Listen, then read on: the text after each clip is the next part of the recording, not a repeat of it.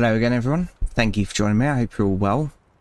Okay, so back in American Truck Simulator, and in the last episode we bought 2 more DLC, so we've got Texas and Montana.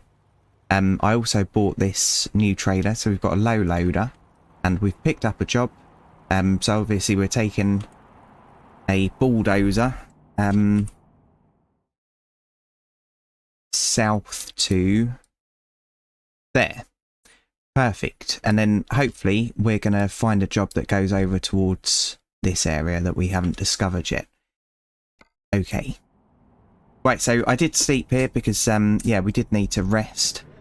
And I thought, yeah, we've done a lot of driving at night recently, so let's do some daytime driving. I'm not going to worry about repairing the truck, it's fine. Okay, so over there. Yeah, we don't really, well, not that I remember anyway. There aren't many truck dealers in the UK. Yeah, I can't think of a time where I've ever seen a showroom just with lorries in. I might be making a right fool of myself, but genuinely I don't remember ever seeing that.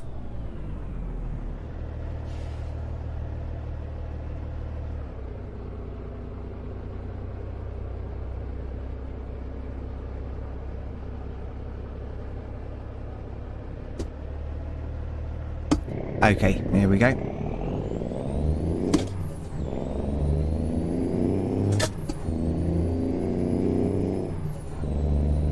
Yeah, unless I'm just, like, being a moron.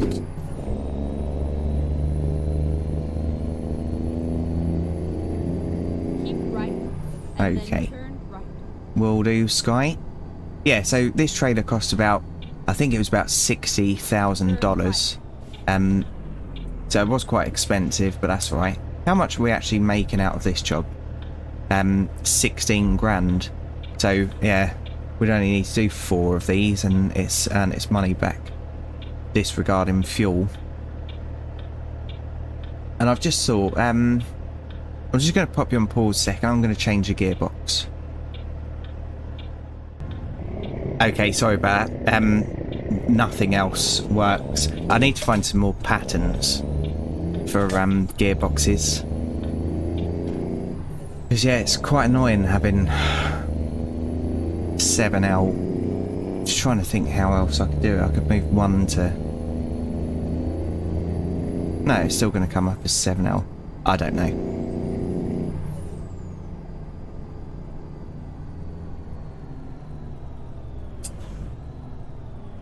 Yeah, so I've got the Eaton Fuller 13 speed. So where we've got low, so on my H shifter, that's position 1, 2, 3, 4, 5, 6. And then up range. So that's 3rd, 4th, 5th, and then nothing in 6th. Right, come on, Jolly.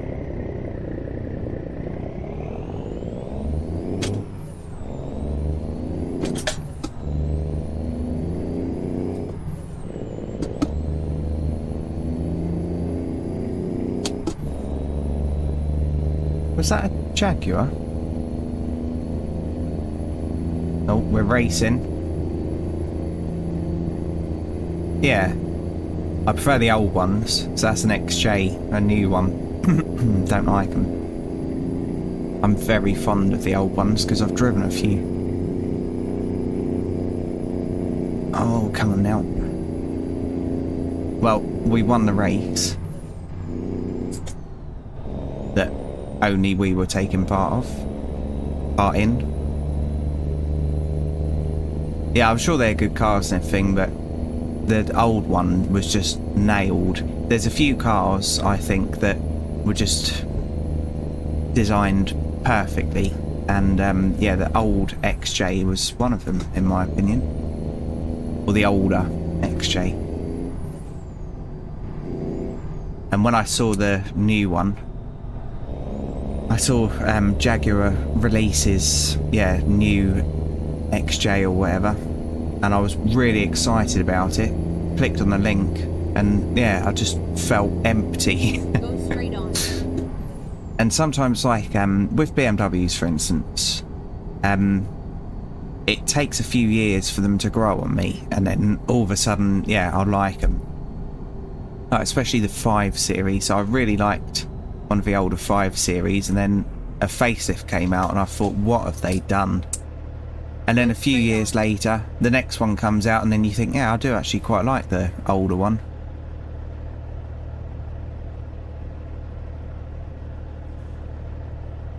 But yeah, not that Jaguar. Even the X-Type, I think, was quite nice looking in certain specs. But what really ruined the X-Type for me was I got a taxi once, and yeah, an X-Type turned up, and my goodness, that thing had been battered around, and yeah, it was just a horrible place to be, because it was poverty spec, so it had like the Go straight on. cloth seats, and obviously lots of drunk people had been in the back of it, so it didn't smell very nice. There was all like clutter screwed to the dashboard, where yeah, the owner was obviously just trying to make the most of it. But yeah, that had been driven into the ground, through the ground, and then yeah, carried on. Right, speed bump.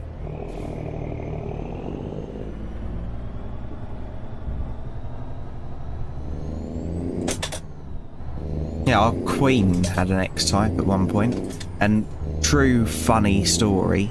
So years ago, when I was a barman, sometimes when I was on lunch break, oh, we're meant to be up there. Sorry, everyone. Sometimes when I was on lunch break, I'd go and test drive cars, Straight on. and because I looked really smart because of the job I was doing, people used to just presume that I was, yeah, doing pretty well for myself. And I was only young. I was only like 18, 19, and yeah, so sometimes if I was doing a split shift, so basically you'd open in the morning and then you'd close around like after lunch, and then the pub would reopen in the late afternoon, early evening. I'd go up to this industrial estate that had loads of car dealerships, and I'd just go and drive stuff that I could never be able to afford. And the top of the range Jaguar X-Type was a 3-litre 4-wheel drive V6, and it was probably about 4 or 5 times my wages per year.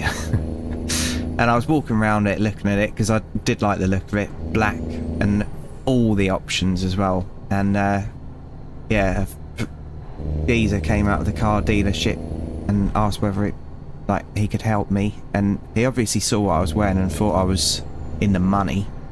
So yeah, he said, did you want to take it for a test drive? And I said, yeah, I'd love to, please. And bearing in mind, very young, and yeah, back then I did use like speed, so took it for a drive, went for it, and I can assure you it was pretty quick.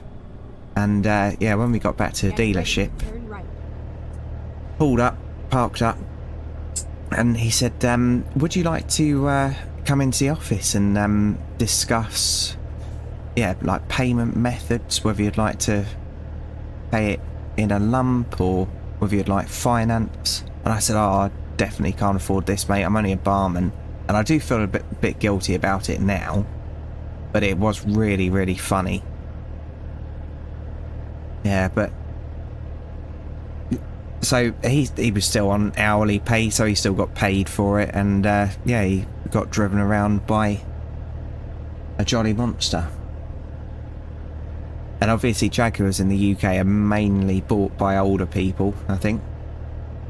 But yeah, thoroughly enjoyed it, and drove exactly the same car as the Queen had at the time, or one of her cars anyway.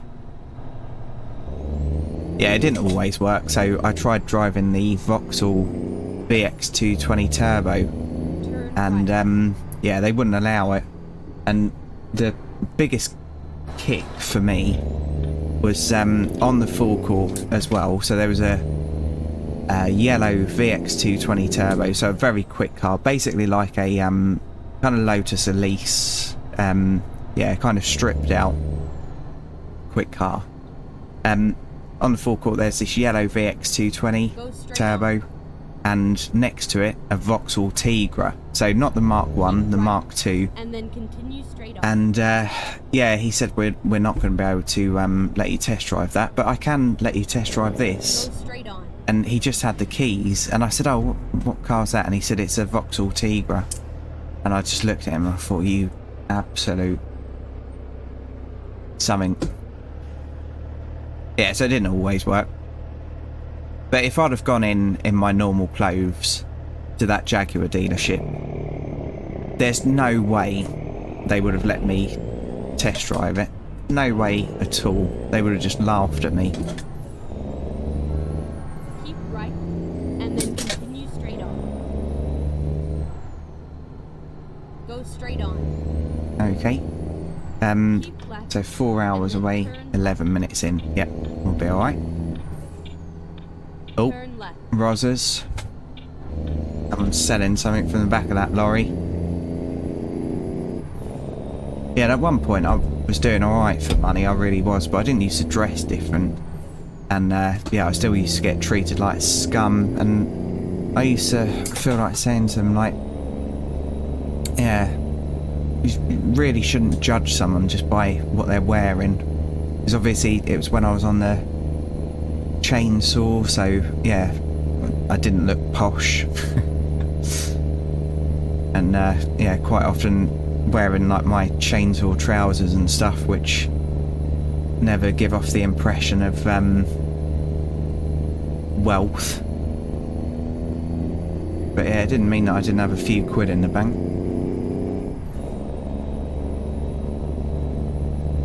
And lorry driving as well, like I've said before, like lorry drivers in the UK, they aren't treated with that much respect.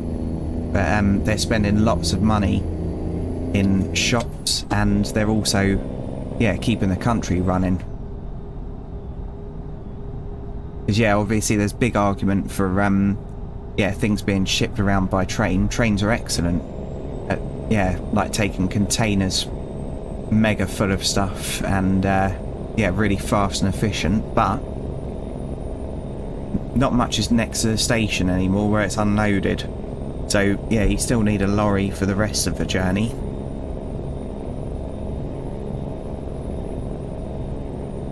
Yeah, I think people would be shocked if you took all the lorries off the road for a week. I think people would be shocked at how quickly it would grind to a halt.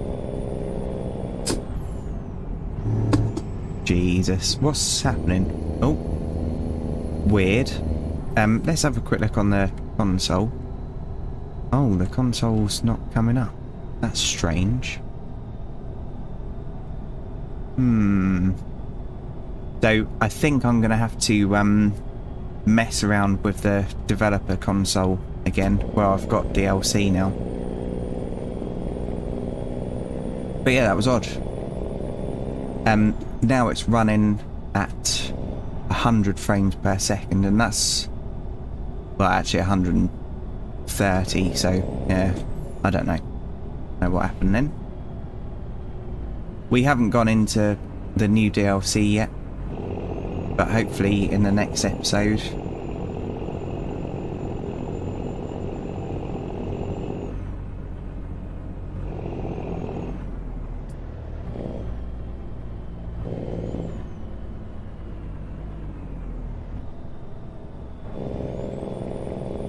Nice place to stop.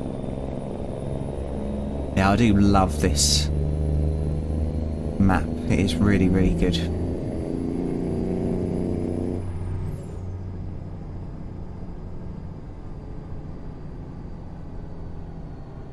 And obviously I love our truck. Yeah, I haven't really had any comments about this, so I don't think it's very favoured among the people that are watching it.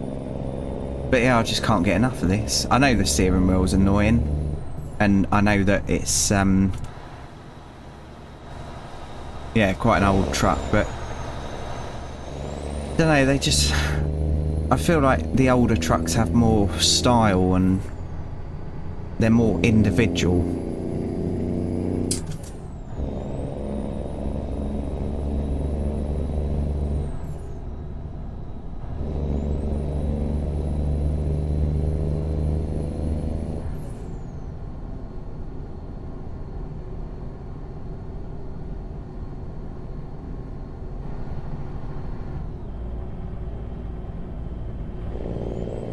Nice view.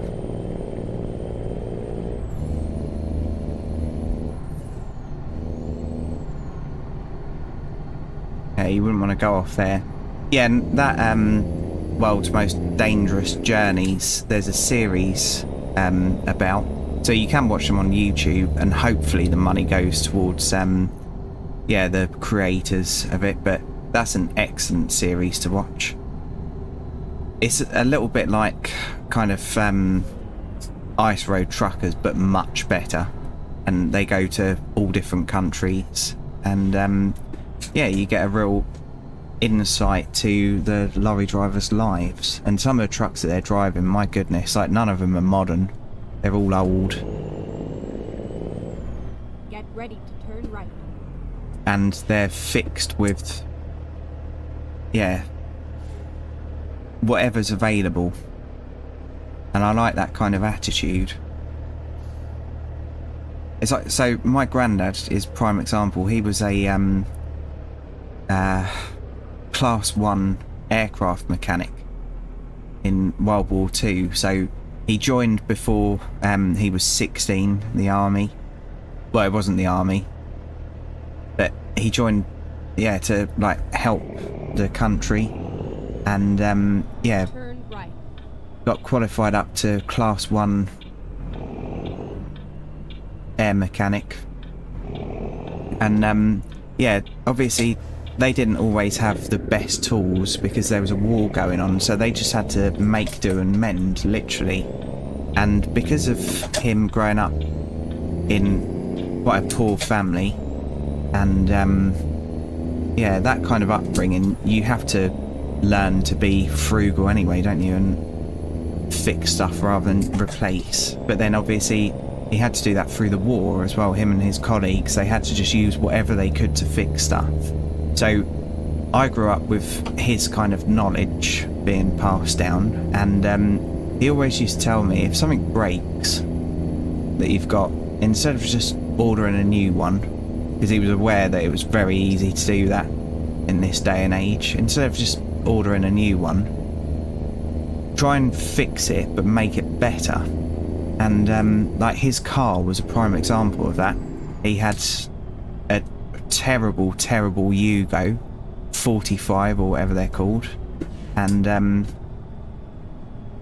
yeah, but he bought it just because it was cheap, and whenever it broke he tried to make it better, and then he ended up with a extremely reliable Yugo, and yeah, it was excellent. So it's a crap car, definitely, but it would just keep on going and going because yeah, he modified it and just made it better with minimal tools and all that kind of thing. But yeah, he never used to give up either, so if something broke he'd get it fixed somehow, definitely. Yeah, as he got older and older, so he was a woodsman as well, so he was constantly having to fix and repair his chainsaw and all his tools, but and his tractor, he had an old tractor. But yeah, as he got older, obviously it got more and more difficult to fix things up because obviously he wasn't taking us apart as many things as he used to. So yeah, when he passed away in 2010, we were yeah, kind of clearing some of his stuff, and yeah, I found something that had been repaired, so an old cable, and he obviously had run out of insulation tape, so he'd fixed it with plasters, and yeah, and it worked absolutely fine. But yeah, just used some bandages to fix it up. Exit right. Right, here we go. But yeah, it's a good motto, and it saves a lot of plastic waste and wasted money as well.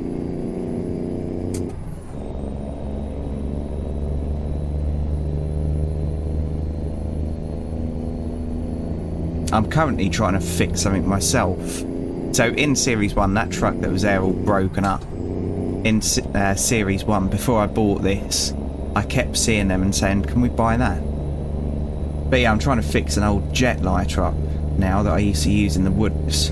And it's so fiddly where I haven't got that much control in my left hand. It's so fiddly. But I'll get it working, and then it just saves me having to buy a load of disposable lighters.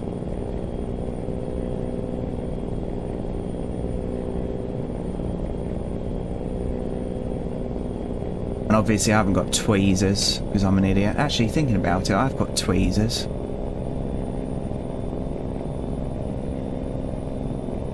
Now, I've got tweezers before for picking out thorns when I was working on the saw. So I have to try and figure out where I'll put them.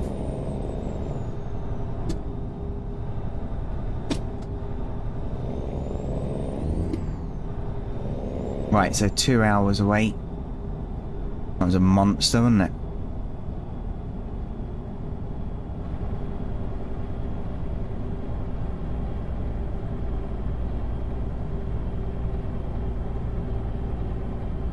Now, I was watching something the other day, Not Just Bikes, a YouTube channel, and he was in Canada, and he was saying about how badly that part was, right, we need to put in here, that part was laid out for pedestrians, but he showed a car park, and there was some, like, basically what us British would see as monster trucks, like these huge, like, jacked up F-150s and everything. And I was thinking, like, it's weird because that's normality, because there were so many in the car park that people would just be used to seeing that kind of thing on the road. But in the UK, if we saw a truck like that, that would be a moment, you know. Like, you'd probably get your phone out and take a picture of it. Some of them are quite excessive though, I've got to admit, and you just, like, I'll just be standing there scratching my head.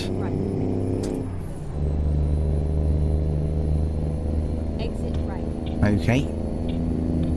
Right, 23 minutes on the recording.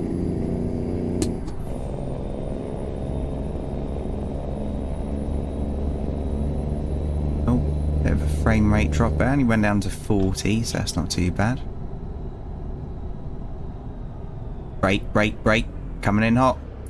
I'm not fully on the brake, nowhere near. Oh, mate. What's all that then?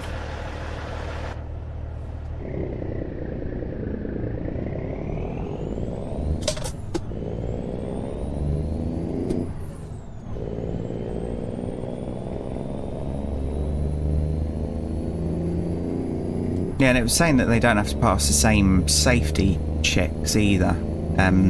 These massive pickups. Well, I think all pickups are pretty big there now.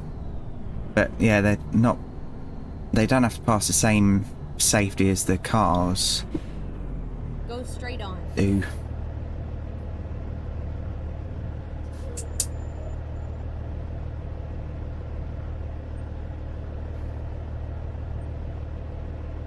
Yeah, so he lives in Amsterdam now, and yeah, they focus a lot more on push bikes, pedestrian safety, and yeah, just really efficient transport networks. And one of the videos that he was doing, he was showing that you couldn't even get to some places on foot, and none of the sidewalks, or whatever you call it, the curbs we call it in the UK, were sheltered from the sun, so you're just kind of open to the elements, good or bad.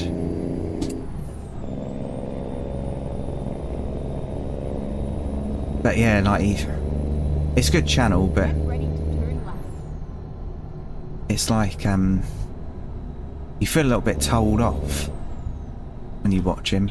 Turn Because left. my last job, I had to have a 4x4 because I used to have to drive across fields and drive through woods and all that kind of thing. You couldn't do it in anything but a 4x4. I really needed it.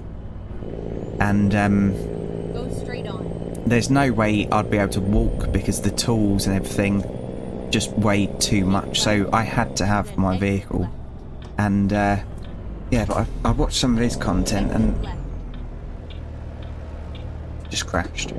I watched some of his content and it's like I feel like I'm being attacked.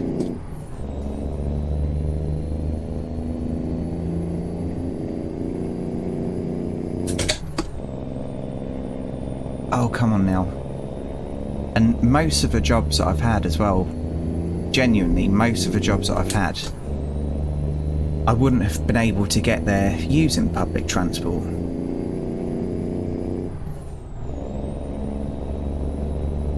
Or cycling.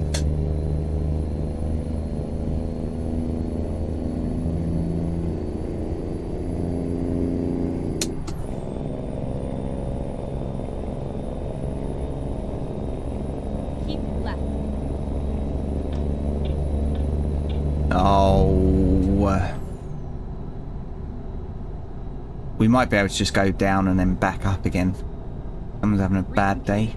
Yeah, it looks like we will be able to. Nice.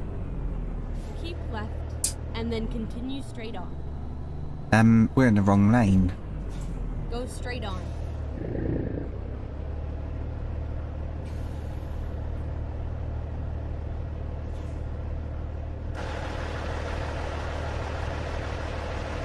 Doesn't seem that well modelled, if I'm honest. That looks quite weird. Do you know what? So, seeing as that Pontiac is going that way, are you as well? No. Oh. Because the lane merges up here, so let's just go that way. Yeah, and in the UK as well, we've got some really silly laws regarding e-bikes and e-scooters. So, yeah, in the UK, well, actually, I should say England, because I don't know about Scotland, Wales, and Northern Ireland, but you're not allowed to use an electric scooter on the road in England or next to a road or whatever. You're just not allowed to use a self-propelled vehicle that goes over a certain miles an hour, and it's something like 6 or something like that. Anyway, so they make it difficult. But I can kind of understand, because obviously there's some idiots out there that would go around and not think of theirs or other people's safety. But it's quite difficult in the UK to be kind of green and not be mega rich.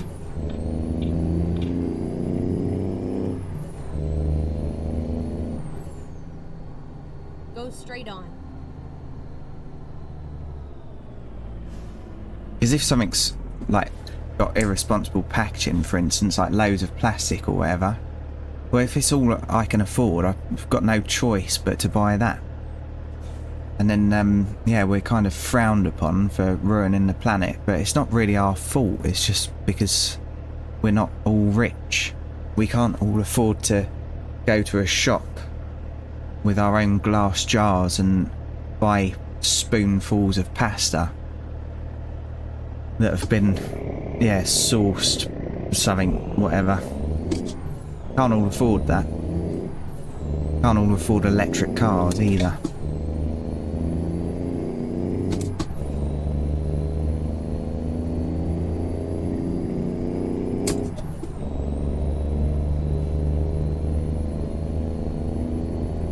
Right, so 29 minutes. Still an hour away. I don't really get it. I thought that we'd easily make it to this delivery in time. I might have gone the wrong way a few times, I don't know. Back to moaning Johnny again, aren't I?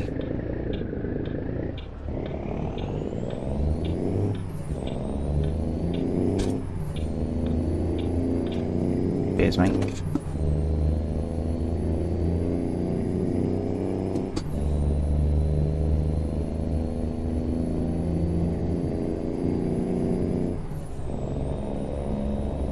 Yeah, I am a fan of Greta though. Yeah, I do completely stand behind her, what she says. Unless she said something recently.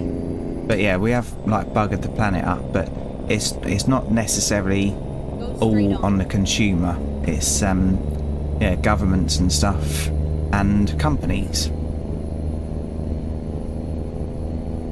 So since this shrinkflation thing, so that's basically where a product that say was 500 grams stays the same price, the packaging stays the same size, but it goes down by a fifth. That's shrinkflation.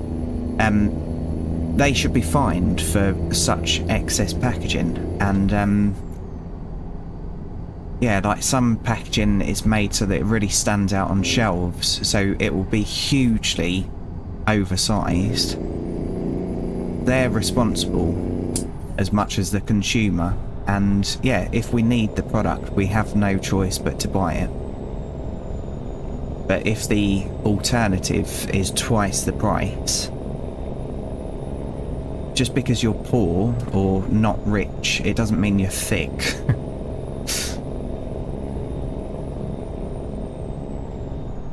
Right, so 26 miles away. Yeah, so this episode might go on a little bit over, but let's just get this done.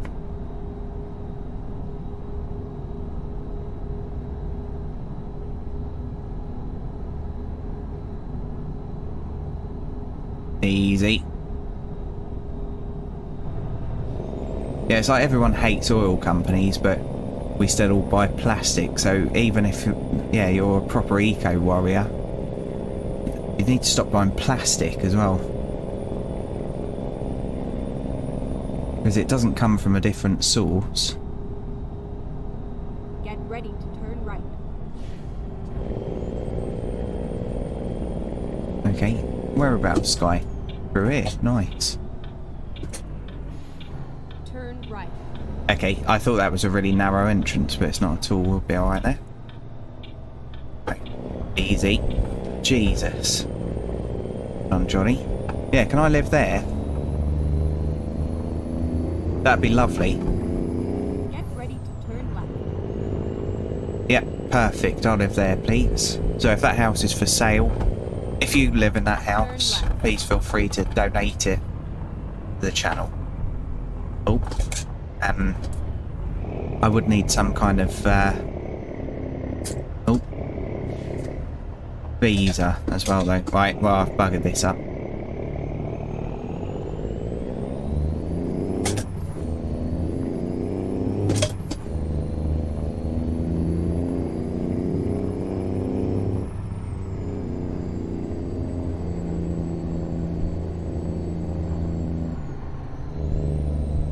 Is that a police motorbike? I think it was.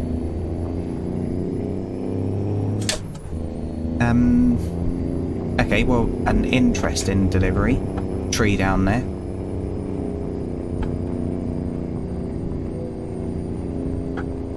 Yeah, we're on our way. We'll do that on the way back because the customer's moaning. Yeah, this is cool, isn't it? Yeah, we need more of this kind of thing. Tree just went down. We need more of this kind of thing in Euro Truck. There's a few little bits. This is where it ends.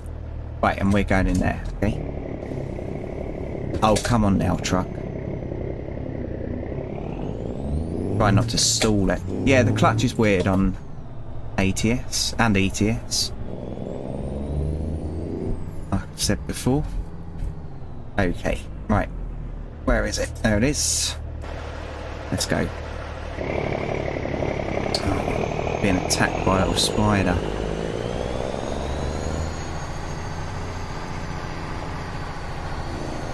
A tiny little spider, by the way, like a money spider. Okay.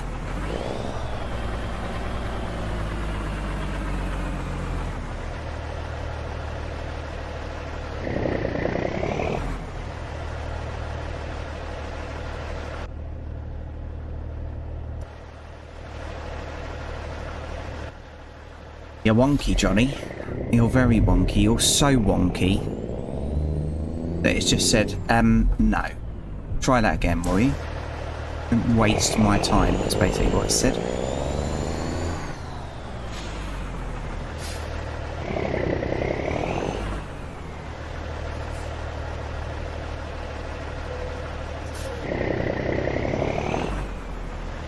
Okay. Forward. Brake. Engine off. Done. I really probably should have got a picture before I did that. Right, so now we want to go over here, and there's nothing there. Bugger. So we'll have to go on yeah, the world map and choose one. So I'm going to jump back in the cab and I'll wrap the episode up. So thanks for watching, everyone. I do really appreciate each and every view. And if you've liked this, please feel free to join me in the next one. So, cheers everyone, and bye for now. Platform 17 for the 1832 South Central service to Brighton, fast to East Croydon, then Red Hill, Gatwick Airport, Three Bridges, Aldcombe, Haywards Heath, Wimblesfield, Burgess Hill,